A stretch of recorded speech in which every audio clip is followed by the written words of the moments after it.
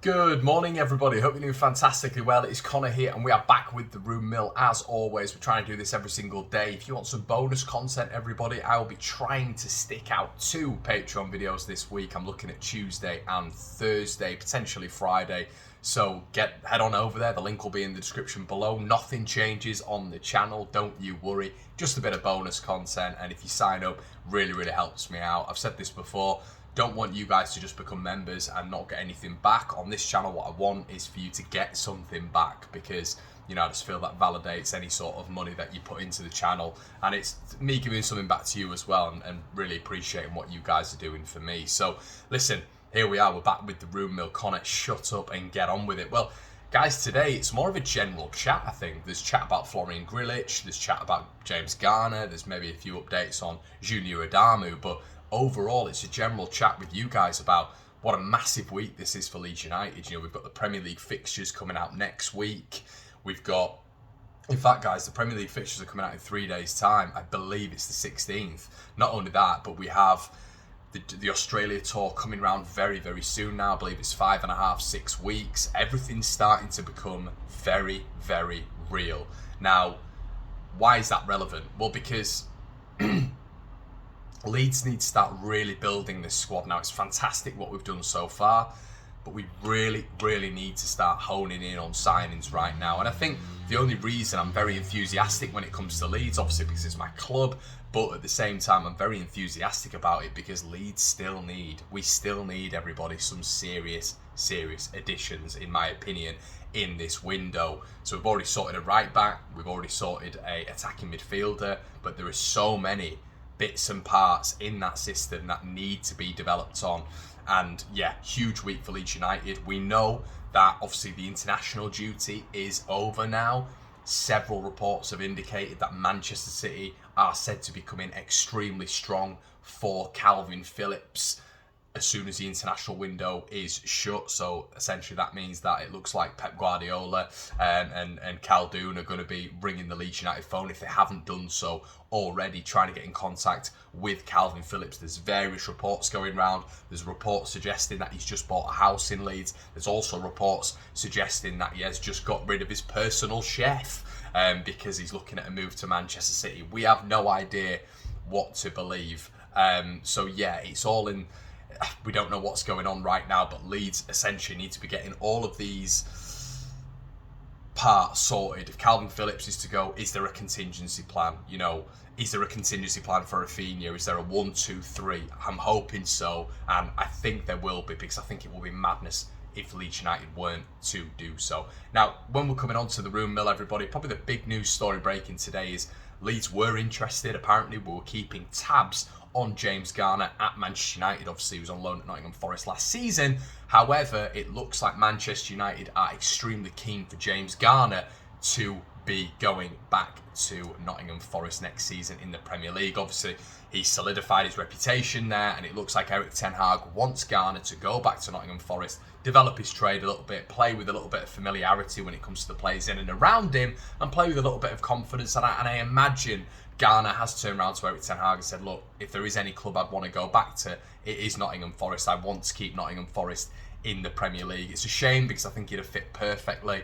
I think even for the Jesse Marsh way, the 4-2-2 system, he'd have slotted absolutely seamlessly in there. It is what it is. It was going to be, well, he was one of my transfer targets as well, so a bit annoying, but it is what it is. We move on.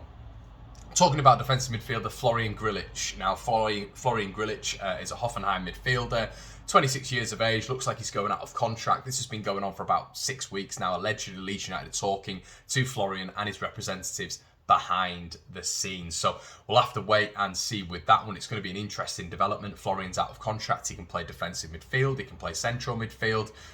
And what's going to be happening with Kalvin Phillips, it all seems to be hinging, in my opinion, on what happens with Phillips, on what happens with Raphinha. Those are the two massive compartments of this Leeds United side, and if they were to go, does it even matter who Leeds bring in? Would it be that much of an impact, those two leaving, that Leeds would struggle? Or do you think that with the money available, Leeds United would be able to recruit very well? You're probably looking at, if we're getting the price per head there, at about 120 million minimum. So positives in that respect, but can Victor Orta really utilise that money if we are to sell them both? Because there's a big likelihood, everybody, a big likelihood. We all thought to ourselves, Rafa's definitely going to go and Kalvin's not. But if Manchester City is steaming in with 60 million quid and whispering in his ear, you could be winning the Champions League and a Premier League and playing with Kevin De Bruyne and Erling Haaland next year, what have Leeds got to offer against that? Not very much, unfortunately. It is the modern world. It is the bully boy tactics of the big boys, which it is what it is. That's football. So, yeah, Florian Grillitsch, other central midfielders, Leeds will have their eye, central midfielders and defensive central midfielders, Leeds will have their eyes on.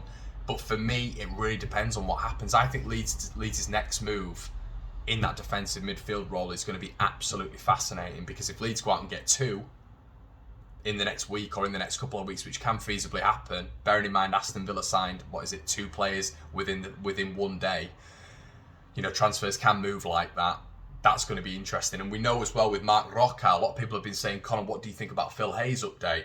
Phil Hayes essentially saying that it's white smoke at the minute, and you know, I'm paraphrasing Phil here, but you know, it's not moved on to the stage that we think it's moved on to yet. Now, what I will say is, when you look at Raphinha, when you look at Llorente, when you look at Rodrigo, when you look at Robin Koch, as 4 examples, they weren't breaking news stories by Phil Hay. They weren't breaking news stories by any Leeds site. That was by European sources. And the reason that was by European sources is because Leeds have kept quite a tight ship over the past 2 or 3 years. In fact, under Andrea Radrizzani's sort of ownership, we have kept quite a tight ship, and that has become a little bit more restricted in terms of leaking rumours in the past couple of years, especially when we've been in the Premier League, obviously. So I would trust a lot of European sources, a few you know, sources globally as well. You know, I know some of them can be rubbish. I do understand that, but what I would say is a lot of breaking news stories from Europe have given us, you know, the first indications of those 4 players and others that I was talking about at the start. So don't just completely discount it. I thoroughly believe Marc Roca is going on in the background. There's way too many rumours. Marca have reported it, 7 million followers, a massive international, you know, huge Spanish and global source really when it comes to papers. Bild in Germany have reported it as well. So don't just discount it. And that's no disrespect to Phil, of course, but I think, you know, other massive European sources, if they're reporting it, they will have, you know, ground soldiers, journalists who are fantastic, who are getting the inside scoops as well, and that Phil might not get. So, yeah, keep an eye on that one. Junior Adamu, the Salzburg forward, has been rumoured again. Apparently Leeds are speaking about talking to him behind the scenes as well. 14 goals in 44 appearances for Salzburg. I don't mind the Salzburg links. Brennan Harrison, Rasmus Christensen. I don't want us to go full Salzburg. I think it's brave from a recruitment team to be able to look at the system that we've got now and think, a James Garner can fit into that, you know, a Morgan Gibbs-White can fit into that. Two hypothetical scenarios there, and we can build and mould and develop those players in that system. I think it's a little bit easy, basic, standard to just go for, you know, 4 or 5 Salzburg players and hope that they really transition into the Premier League easily and quickly. That's going to be it from me, guys. Let me know exactly what you think. A massive week ahead for Leeds United. As I say, the fixture's going to be released. Man City look to be steaming ahead with Manchester, with Kalvin Phillips, if reports are to be believed. Arsenal, are they going to ramp their interest up in Raphinha? Those talks seem to be developing.